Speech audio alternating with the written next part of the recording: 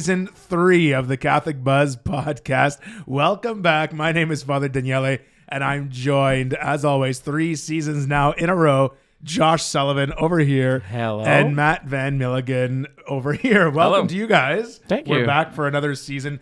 I didn't think we'd make 3 episodes, let alone 3 seasons. You know what I mean? It's been crazy. But here we are, and we got lots to talk about this season. We've asked people to send us topics of what they want us to talk about at our new email address, askus@thecatholicbuzz.com. So we're going to get through some of those requests that people have been sending us. And if people haven't sent us already, they can still, if people are watching us on YouTube or listening to us on all fantastic places that people can listen to our podcasts.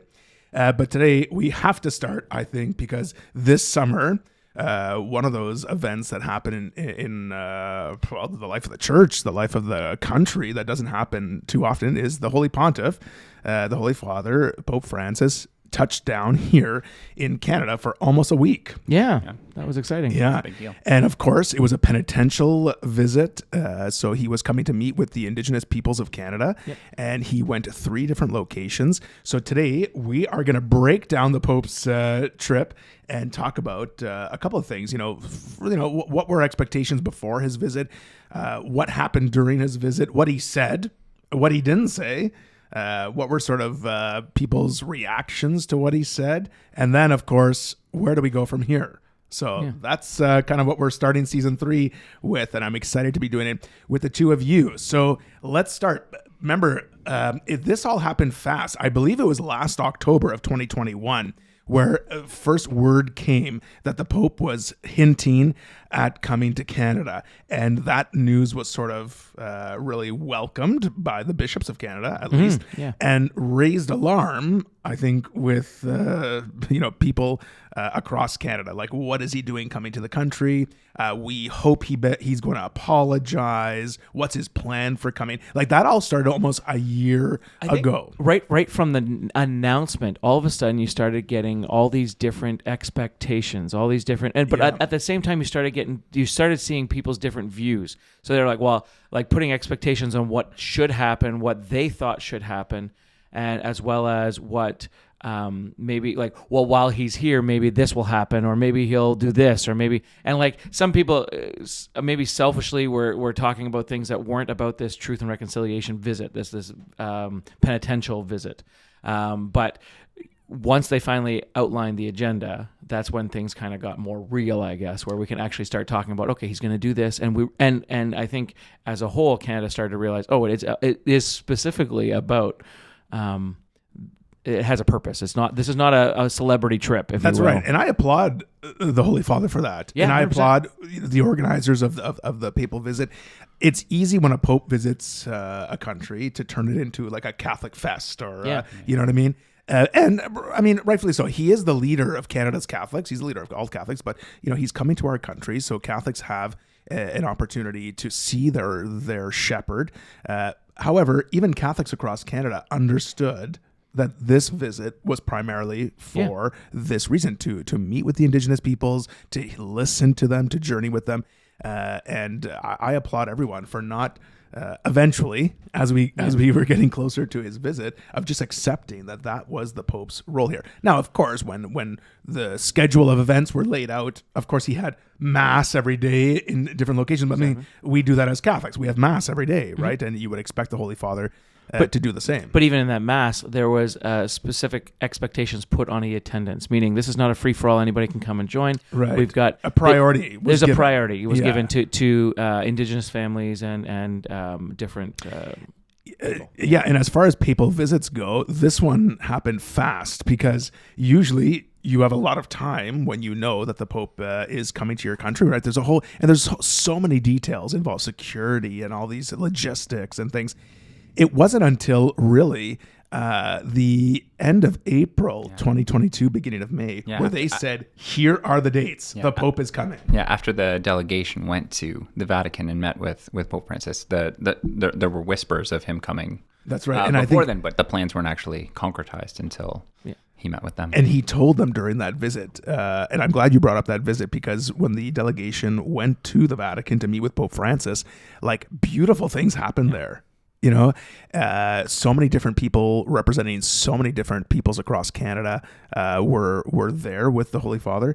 And I think that, for me anyways, set the tone of what we were to expect when the Pope visited Canada, because the way he listened to them, do you remember? Like it was 5 days, I believe, if I'm not mistaken. I think it was 5 days, and each day he had a different audience with a different crew of Indigenous peoples or delegation. And oftentimes, like, with the Pope's schedule, you have an hour set. And oftentimes, like throughout the week, it was like, well, the Pope stayed with them for another hour or delayed another thing, because he was just listening to them. He didn't speak. He didn't speak until the last day. He spent a whole week listening and praying about what they were saying, and then spoke on the last day. And then he had sort of said that he wanted to come to Canada. So that for me was, a beautiful witness of what we were to expect when the Pope actually touched down in Canada. I think that's true. But I feel like there was a lot of expectations, but everybody had their own reason for expecting something, right? So the expectations went from everything to what the Pope's going to say. So I think one of the things we knew, he was probably going to say sorry. He was going to ask for forgiveness. He was going to apologize on the church's role. I think that was kind of what was expected of him.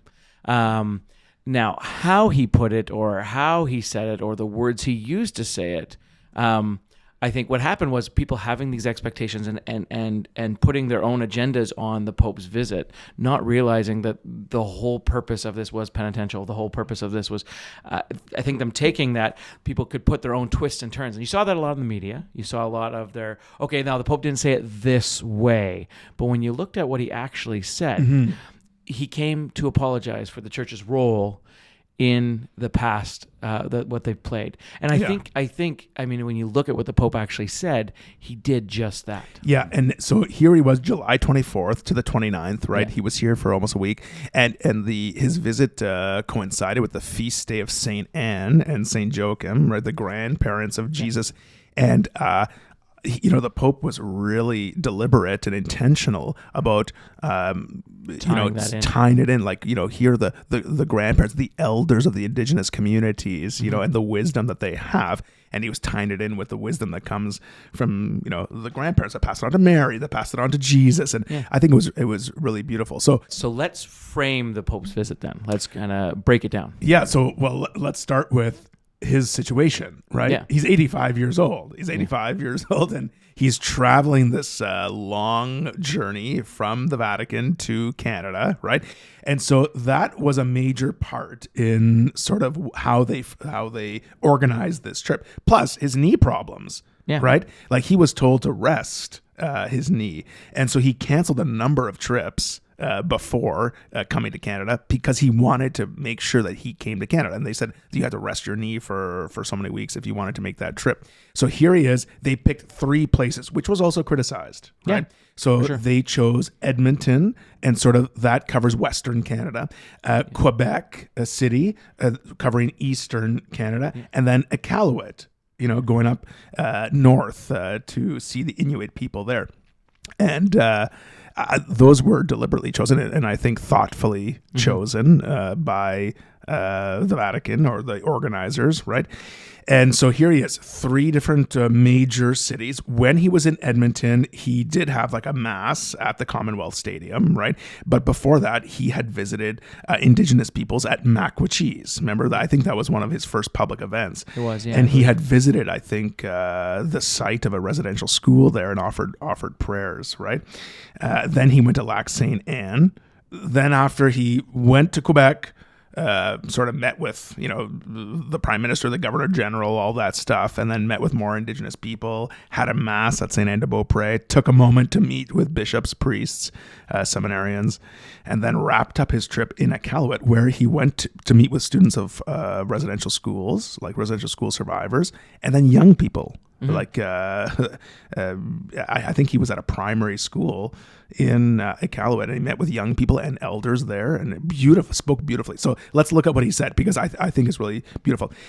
Like the first address when he was at Maquachees, this is what set the tone, eh? It was the first really event that the media was covering of his speech, and that's when you had this you had a large place where people were gathered, and it looked like there were a number of empty seats, right? And that's for a number of reasons. A number of reasons they were given priority to Indigenous people, so it wasn't a fanfare. It wasn't like people were starting to collect tickets. But then again, let's understand the reality. Not all Indigenous people wanted to even go see the Pope. I mean, there's still some heartbreak there. There's still some tense feelings there. There's still some emotions there. And so while some people did want to be present to hear him, like you said, apologize, some people weren't ready for that. No, right? and they didn't even necessarily, maybe like people were asking for it, but asking for it and hearing it, like accepting it maybe is two different things. Yeah. Like, I want you to be sorry for this, but then I'm realizing when you say sorry, I might not be in the place now that I can forgive you at that point. Yeah. Necessarily.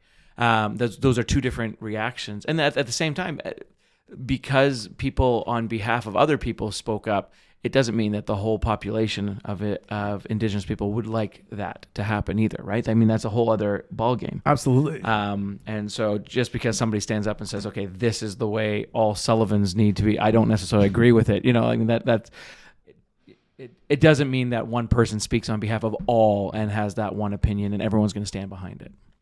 Yeah, and I think he came out strong with his first statement. Like he came out and was like, "I'm on your land. I'm here as a brother." He acknowledged, he thanked people for telling him the stories like that he heard with his delegation in Rome, and really sort of an emotional moment. He started his speech there by saying that when this delegation was in Rome, they gave him a pair of moccasins, which was a sign of the suffering that were endured by Indigenous children. And I think the people who gave it to him were sort of said, this is to remember like those children who never came back. And he was asked to return those moccasins when he came to Canada. Like it was sort of like a bring these back when you come to Canada, which I thought was pretty cool. He had said that it was said, I don't know if during the speech, but that he had kept these moccasins in his room where he could see them every day, right? Anyways, so he started his speech returning these moccasins to the people. And I thought, this is real. The Pope is here, and he is here as a penitential pilgrim. He's taking time every day, because it did remind him. I think that was part of the whatever I heard, anyways. Was it did remind him every day of this, and so he prayed like in his morning prayers and stuff. He remembered this, and that was something that he's prayed about since they had come. So for months. So let's say his words. I'm just going to read from his text there. He says, "Today I am here in this land that, along with its ancient memories, preserves the scars of still open wounds. I am here because the first step of my penitential pilgrimage among you is that of again asking forgiveness, of telling you once more that I am deeply sorry. Sorry for the ways in which, regrettably, many Christians supported the colonizing mentality of the powers that oppress the Indigenous peoples. I am sorry. I ask forgiveness, in particular for the ways in which many members of the church and of religious communities cooperated, not least through their indifference in projects of cultural destruction and forced assimilation promoted by the governments of that time, which culminated in the system of residential schools." That was during his first talk. And you could see when he apologized, there was applause. Like he didn't get through this whole text. There was applause, tears in the crowd, really a strong sort of emotional moment. That was the first thing. That was the first visit. This tone continued throughout the rest of the week. Now he apologized back in the Vatican as well, right? When the delegation was there. That's what. But they wanted him to come to Canada on their land and apologize. Sure. And so that's part of what had kind of come. So that's one of his first things. And he said, in my mind, anyways, exactly what was asked for. He apologized. They're asking the Pope to apologize. So he's apologizing. I'm sorry. Apologizing. And then he's talking on behalf of the people that called themselves Christians that did all this, right. and he kind of goes into detail about a little bit, just like in doing this action was wrong. Sure. And so I apologize. I'm sorry as the Pope. Taking that now, the media kind of took that and maybe got people's opinion. Maybe some other people had opinions about it too. But the media took that and ran with it like, oh, he apologized for specific individuals. He didn't apologize on behalf of the church. He didn't apologize on, you know what I mean? Like took it and they kind of dug into it a little bit and tried to, but like with those words that you just said there, that kind of tells me he apologized on behalf as being a pope. He's the head of the church. Yeah. And as well, he also talked like on behalf of what has happened in the past. He talked about the open wounds that are still like the scarred open wounds. Like they're still present. They're still present, Yeah. like still being there, understanding that. But the media criticized it, made a big deal about stuff. And what I liked was he came back and did it again. Yes. He what in my mind anyways when I was watching, he did this in Edmonton area and then later on, like he didn't apologize once and that was it. Right? He did it a couple of times. Almost everywhere he went, he reiterated his apology to the people. Yeah. And he even mentioned in this first visit why he was, because a lot of people criticized him for not going to Kamloops, right? Yes. And where the first discovery of what started all this sort of attention, right, last year. And so he addressed those things. He said, I'm not going to these things because of my limitations of my health or because of these things or whatever it might be. I can't make it everywhere, but that's why I'm speaking to all the Indigenous peoples of Canada. And that's why he kept reiterating that everywhere he went, he kept apologizing and things. And, Pope Francis is someone that you can sort of see or feel or hear the emotion as he speaks, and I think the sincerity in his voice was really present as he was speaking. So you're talking about reactions about what he spoke. Now, big reaction, I know when the story when he was in Quebec at Saint-Anne-de-Beaupré, there was these two protesters who held up this sign that said, rescind the doctrine. And that became this headline for media.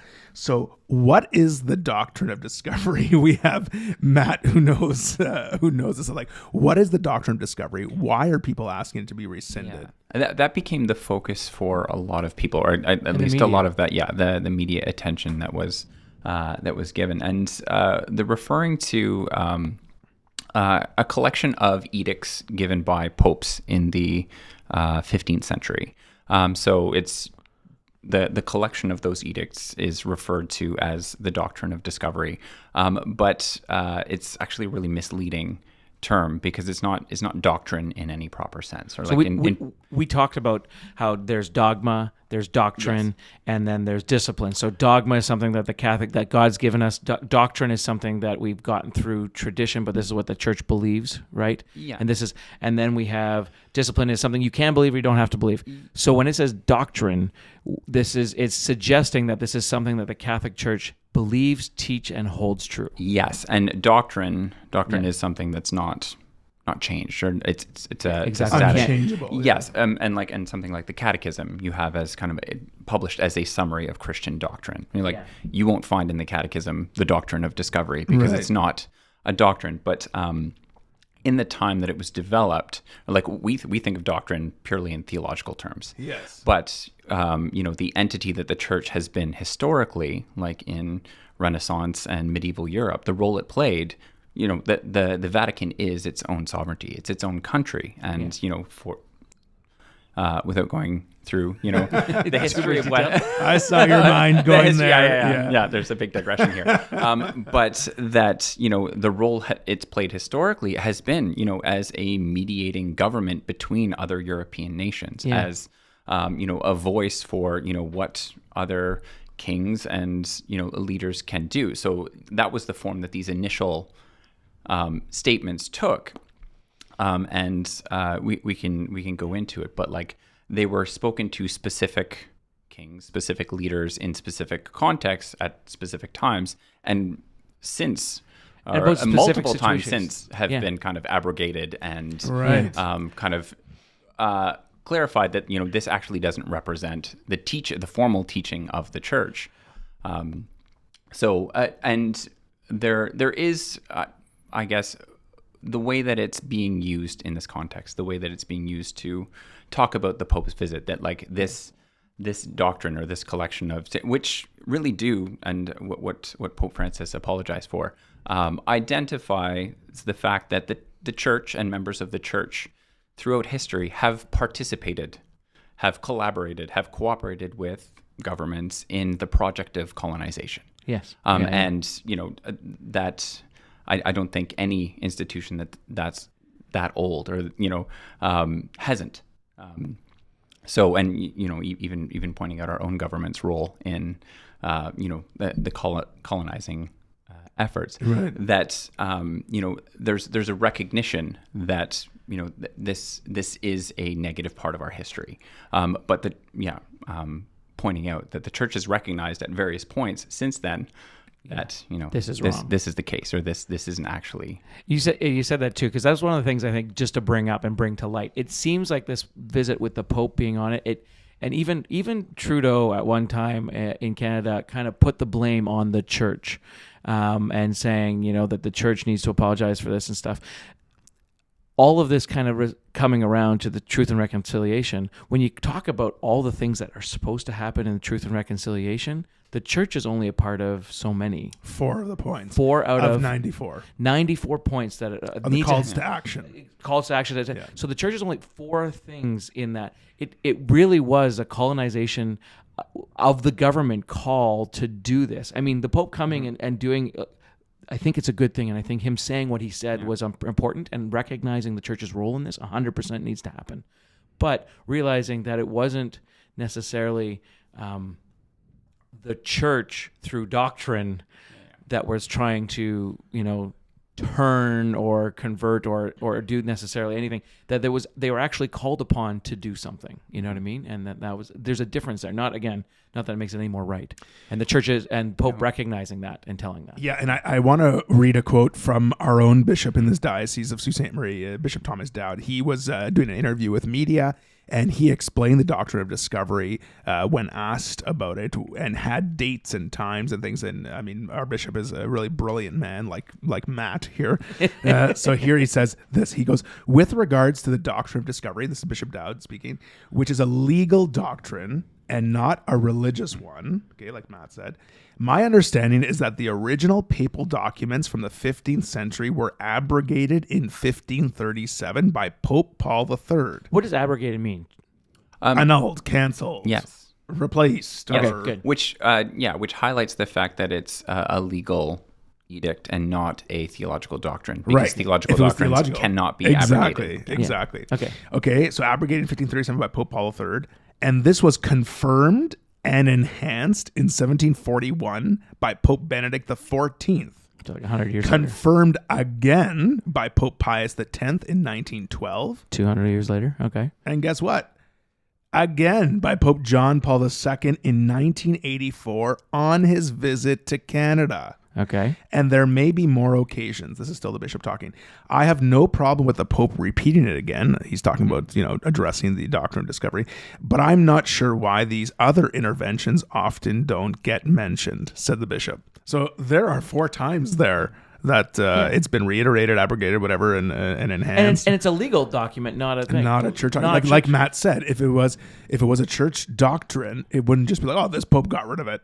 Like you couldn't do that. Yeah. Yeah. So it's not a church teaching. It's not a church belief. It's not a church. It was a legal document, and from my understanding going into it, it was between specific countries, and it was about the Portugal and Spain. Yeah, it was a letter to the 1450s one was a letter to an edict for the King of Portugal invading I think northern Africa. Okay. And the 1490s one was for Columbus and that group of people. The early, and so it was talking about very specific times, but doing very specific things and what they were doing and how they were doing it, and the war times, and so it's a political figure at this point, not the leader of the church. Yes. It's a political figure mediating and talking about how to do stuff, and not marking down what the church believes, pushes, forces, faiths, whatever the case may be. Okay, so I want to just talk a little bit about my experience when I was during this papal visit, because for those people who don't know, Josh and I were both in Quebec City during Pope Francis's visit. We brought a bunch of teenagers there on a pilgrimage to experience the events surrounding the Pope's visit, the penitential pilgrimage. And so I had an opportunity to actually serve at the Holy Mass at Saint Anne de Beaupré, presided by the Holy Father. And Josh was with our teenagers on the grounds of Saint Anne de Beaupré at this, like, attending that Mass. And for me, it was a real disappointment to see the reaction of the media after that morning Mass, because while those two people did protest there with that sign of the Doctrine of Discovery, they held it up right in front of the sanctuary. I was in the sanctuary with the Holy Father, and I didn't even notice that happen. Like, that's how fast it happened. That's how fast it went up, and the sign came down. It went up, but 2 seconds, took a picture, and came down. Yeah. And that became the story. That became the headline. And it was like so short of time. Like I said, I did not even notice that it happened. Then, lots of tears, lots of healing happening at that Mass. And the media again reported, that the Pope's words weren't strong enough, weren't this, weren't that. I'm going to tell you a story. I met an Indigenous woman on the grounds of Saint Anne de Beaupré after the Mass, and lots of people were asking me, Father, can you bless my items? Can you bless my children? Can you, it was really a blessed opportunity, a graced opportunity for me. And this one Indigenous lady, she told me she was a residential school survivor herself, and she had stopped me to ask to bless her items, right? And we just point out, you were wearing the full cassock. I was wearing a full cassock with the little thing, so they knew you were a priest. Yeah. They knew you were part of it. Okay, yeah, anyways. And she was telling me about, that she's a survivor of the residential schools, sharing with me where she's from, all these things. And she said something that's stuck with me to this day. She said to me, Father, something in my heart has changed today. That's cool. Yeah, like this healing was there.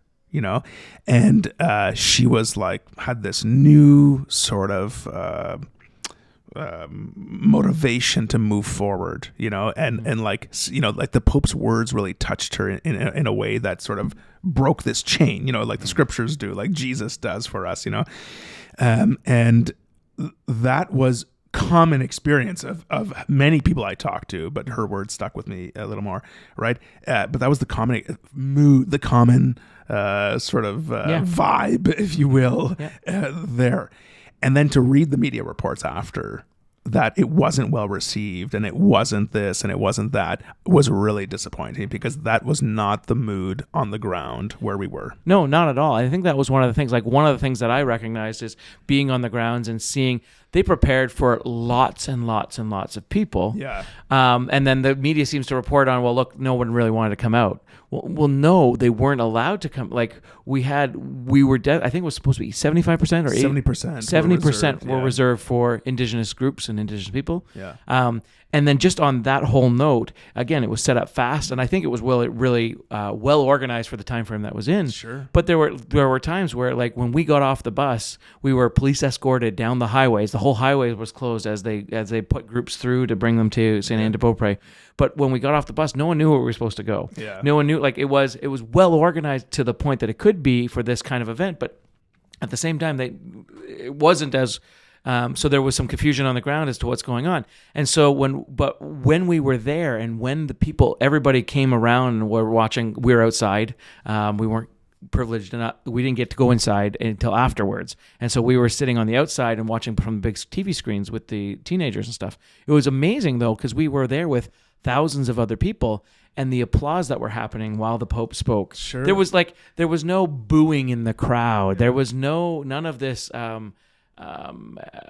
disappointment or hatred shown in the audience, in the congregation that was there. It was all applause. It was all cheering. It was all very exciting. And like, there were very few, I'm going to say, there was 70% would be a very,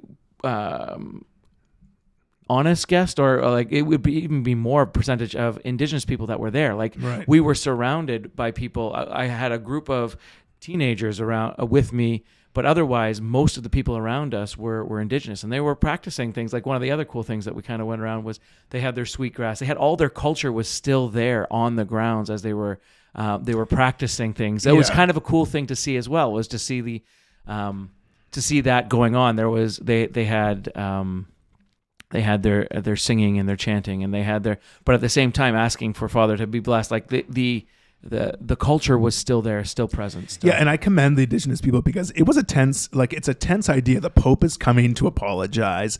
A lot of emotions there, but everyone was so respectful and reverent towards the Holy Father. They welcomed him. Like, it was such a beautiful thing. So I commend the people who came for even as the Pope drove in, like so many people were so excited to see him, and to be there, and I do like the night before that Mass in Quebec City at the Plains of Abraham, there was a cultural festival. So there was the Indigenous dancing and Indigenous sort of cultural events, and the public was invited, right? So like it was a real celebration of the Indigenous culture, right?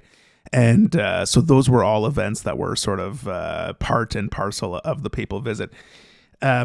So that was our experience. And I could say, being close to the Pope, like very close, I could see how attentive and how emotional he was, right? In seeing the people and receiving the people.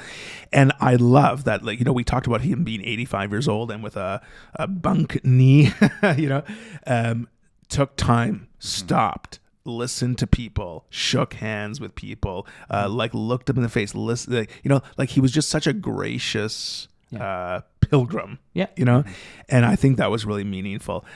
One of the last legs of his trip was to Iqaluit, and he met with residential school survivors there, but he also met with young people and elders sort of at this primary school.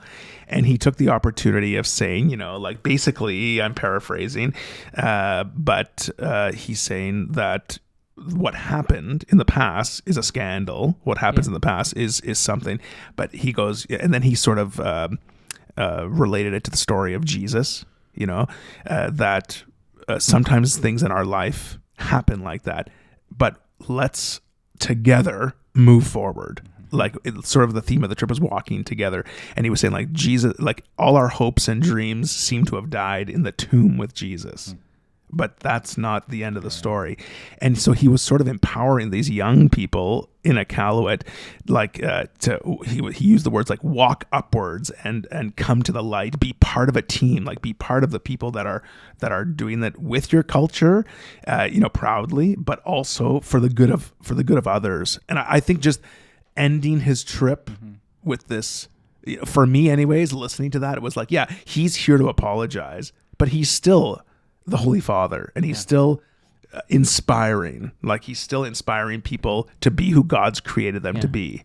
And I think there was a healthy balance of that throughout his trip, which I thought was nice. It's my biggest disappointment in the whole thing, not disappointment actually, my biggest realization in the whole thing was having been there, being present, and seeing what was going on, seeing everything, like you're saying, is what realizing my trust in media, my trust in perception, and that how much it's being skewed and pushed through lenses that are not our own, not in the Catholic light, not in the, like, every time we would experience something, I'd be really excited, really happy, watching the teenagers, watching all the people around me experience it, and then coming back to our motel room, and seeing the TV media report on the news and realizing, like you said, like the two protesters seem to get like the whole kick of the day and they're up for 2 seconds.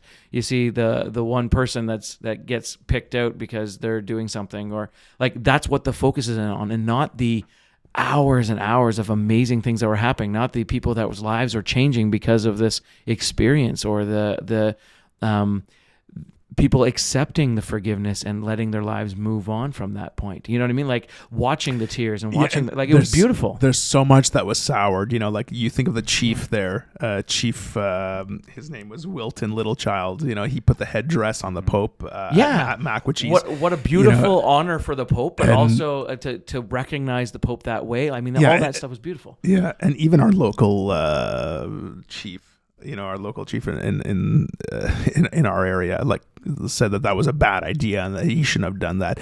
And here was this man, he's a chief, and he's gifted this, and he has talked a lot about being hospitable, like having respect for his position that he's coming, and I thought it was beautiful. I thought it was beautiful that the Pope accepted it, and but almost everything was sort of twisted and turned and tried to make it look like if you don't. Exactly.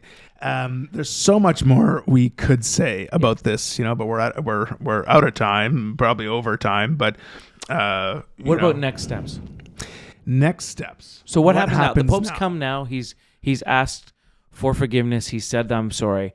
In the 4 things that the church was supposed to do in the reconciliation, out of the 96 different things, this was one of the big ones, right? The Pope coming to Canada and issue an apology. So that was something that happened now. And so what can the church do past this point? What is the church's steps past this point?